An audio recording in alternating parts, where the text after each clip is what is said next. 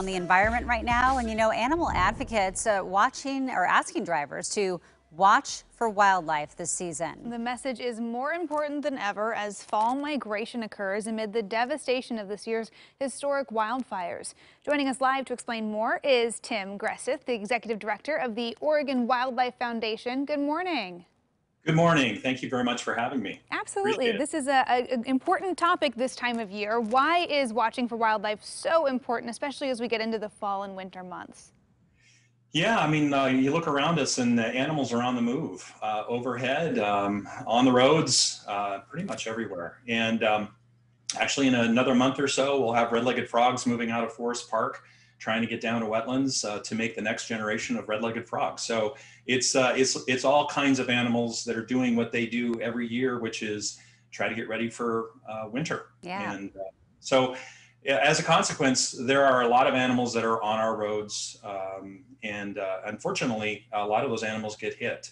And so one of the things we want to bring people's attention to and awareness to is that very issue, that we need to be cautious this time of year particularly.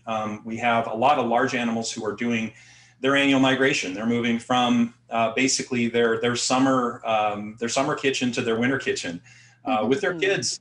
And they're trying to live their lives, and that puts them on the roads and certainly in conflict with all sorts of cars and trucks and all those kinds of things. Well, and with the larger animals, I mean, it can be dangerous for those drivers as well if they were to, in fact, hit them. Yeah. So how you have these safe crossing projects. So how do those work?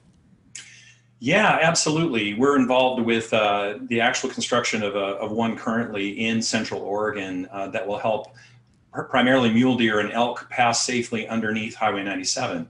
In essence, these crossings are no different than the same kinds of underpasses that we're very familiar with, where we get in our car and we need to get on the other side of that highway. And so there's an underpass that allows us to do that. In the case of these wildlife crossings, they're just dedicated to wildlife. So there's no roads in there where we're creating additional conflict, but we're creating a place where animals can safely pass underneath the highway to get to where they want to go. Sure, and these are out in like more rural areas, right, where it could be miles and miles and miles before wildlife have a safe place to be able to get across the road. Yeah, that's absolutely correct. And the other thing we know about wildlife is that there's hundreds of years of imprinting, that where they cross at specific places, and they do that, and they actually train the does train their fawns to do the same thing. And so those wildlife want to pass in those particular locations, and that's becoming increasingly dangerous, partly due to changes like major disturbances like wildfires, but also just all the traffic on the road. I know several people personally who have hit deer when they're driving. I mean, how common are these driver wildlife collisions? There's a lot more than we would certainly like to have. Statewide, conservatively, there's probably 12,000 collisions a year, and that's collisions that we can verify because unfortunately there's an animal left on the side of the road that our Oregon Department of Transportation comes and collects and takes away.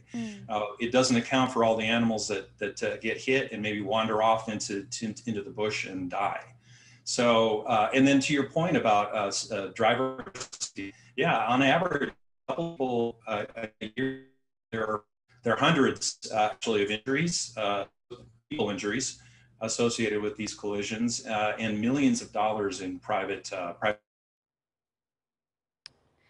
huge issue. Yeah, I mean, it sounds like it can be it's a costly issue, both for our environment and for people personally. So I know there's a few different ways people can help. So what are all the options available to us right now?